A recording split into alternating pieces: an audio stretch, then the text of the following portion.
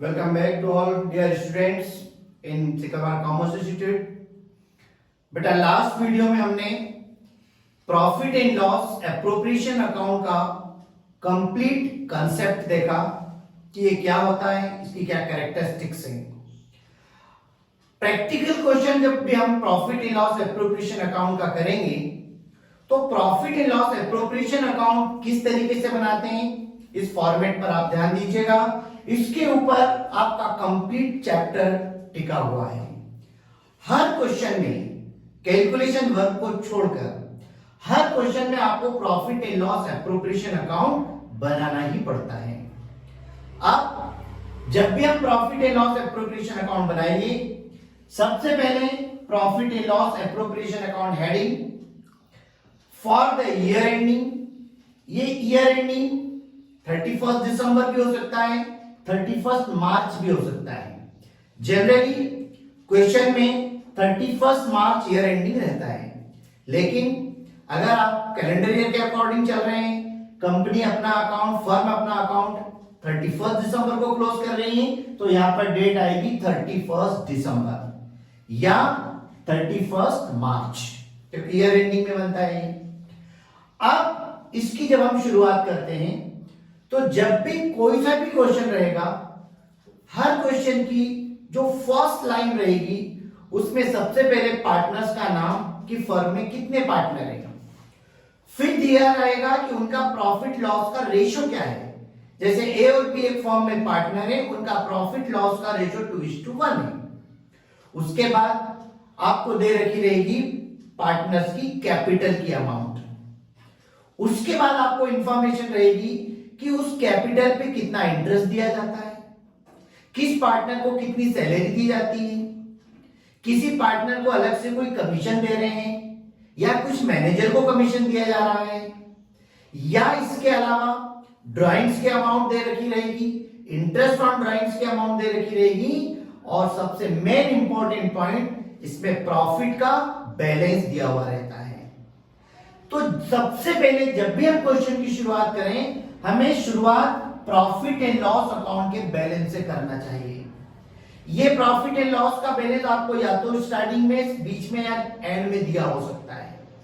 जब भी आप P&L अकाउंट की शुरुआत करेंगे, सबसे पहले आपको प्रॉफिट का बैलेंस लिखना है। इसे जनरली P&L अकाउंट के नाम से लिखा जाता है, क्योंकि ये जो बैलेंस होता है P&L अकाउंट से आता है। लेकिन कई बार क्वेश्चन में इसको बैलेंस BD के नाम से भी लिखा जाता है, तो हम बाय बैलेंस BD करके भी इसको लिख सकते हैं, कोई प्रॉब्लम नहीं है। तो सबसे मेन पॉइंट आपका प्रॉफिट का बैलेंस है।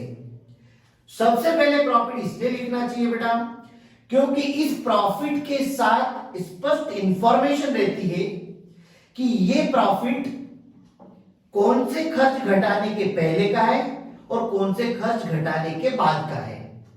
जैसे profit before interest on capital but after charging salary, इसका मतलब इंटरेस्ट ऑन कैपिटल के पहले और सैलरी घटाने के बाद का है। अब इसको दो दृष्टि से आपको देखना है।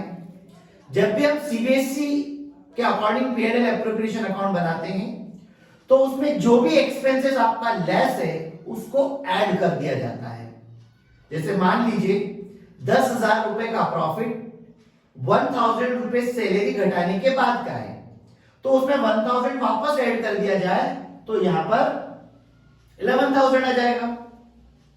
अब दूसरी बात, MP बोर्ड के अकॉर्डिंग जब भी ये क्वेश्चन करते हैं तो उसमें जो एक्सपेंसेस ऑलरेडी लेस है उसको P&L अकाउंट में नहीं लिखते हैं, कारण क्योंकि उसमें से ऑलरेडी लेस है। इसलिए जब भी आप P&L अकाउंट बनाएं, सबसे पहले आप प्रॉफिट लिखेंगे और उस प्रॉफिट के साथ यही देखेंगे कि कौन सा एक्सपेंसेस उसमें से लेस है और कौन सा नहीं है। अब प्रॉफिट एंड लॉस का बैलेंस लिखने के बाद डेबिट में वो सारे एक्सपेंसेस आएंगे जो पार्टनर्स को दिया जाना है, क्योंकि ये फर्म के द्वारा बनाया जाता है, तो पार्टनर्स को दिए जाने वाले सारे एक्सपेंसेस डेबिट में लिखे जाएंगे। जैसे इंटरेस्ट ऑन कैपिटल, अगर है क्वेश्चन में तो आपको डेबिट में लिखना है, नहीं है तो कोई प्रॉब्लम नहीं। कई बार स्टूडेंट्स क्या करते हैं, अगर इंटरेस्ट ऑन कैपिटल नहीं दिया है तो कई बार कैपिटल का जो बैलेंस होता है उसी को P&L में लिख देते हैं। लेकिन इस बात को ध्यान रखिए, कैपिटल का balance profit and loss account में कभी नहीं आता, वो आगे कैपिटल अकाउंट में जाता है। तो number 1 interest on capital, number 2 partners को दी जाने वाली सैलरी। अगर सैलरी आपको पर मंथ दे रखी है तो उसको मल्टीप्लाई करना पड़ेगा 12 से, और अगर सैलरी ईयरली है तो कोई प्रॉब्लम ही नहीं। पर कभी कभी सैलरी वो क्वार्टरली दे देते हैं। अब साल में कितने क्वार्टर होते हैं, 4 क्वार्टर होते हैं, तो 4 से मल्टीप्लाई करके लिखना है।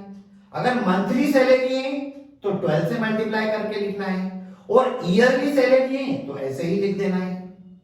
एक बात, पर अगर कोई सैलरी ऑलरेडी प्रॉफिट में से लेस है और अगर आपने उसमें से उधर नहीं लेस किया है तो उसको डेबिट में नहीं लिखना है, और अदरवाइज अगर हमने उसको डेबिट में ऐड कर दिया है क्रेडिट साइड में प्रॉफिट में, तो उसे फिर डेबिट में लिखना है एज इट इज। डेबिट में वही एक्सपेंसेस लिखे जाते हैं जो प्रॉफिट में से नहीं घटे हुए हैं। तो number 1 interest on capital, number 2 salary partners की, नंबर 3 पे कमीशन। कमीशन ऑन सेल्स भी हो सकता है, कमीशन प्रॉफिट पे भी दिया जा सकता है। तो कमीशन ऑन सेल्स का जो कैलकुलेशन है वो हम पिछले वीडियो में देख चुके हैं, और कमीशन पार्टनर का भी हो सकता है, मैनेजर का भी हो सकता है, जो भी होगा वो कमीशन आपका डेबिट में आ जाएगा। उसके बाद कभी कभी क्वेश्चन में इंफॉर्मेशन रहती है कि जो प्रॉफिट बच रहा है उसमें से कुछ राशि कुछ प्रोविडेंट फंड में ट्रांसफर करना है, या डोनेशन फंड में ट्रांसफर करना है, या जनरल रिजर्व में ट्रांसफर करना है, तो वो अमाउंट भी आपको P&L के डेबिट में लिखना पड़ेगा। इस प्रकार डेबिट में सारे एक्सपेंसेस आ जाते हैं। क्रेडिट में आता है इंटरेस्ट ऑन ड्राइंग्स, जो कि फर्म की इनकम है। इंटरेस्ट ऑन ड्राइंग्स का कैलकुलेशन कैसे होता है, ये बेटा लास्ट वीडियो में हम डिटेल में देख चुके हैं कि कब फॉर्मूला मेथड से करना है, कब 6 मंथली निकालना है, कब ईयरली निकालना है।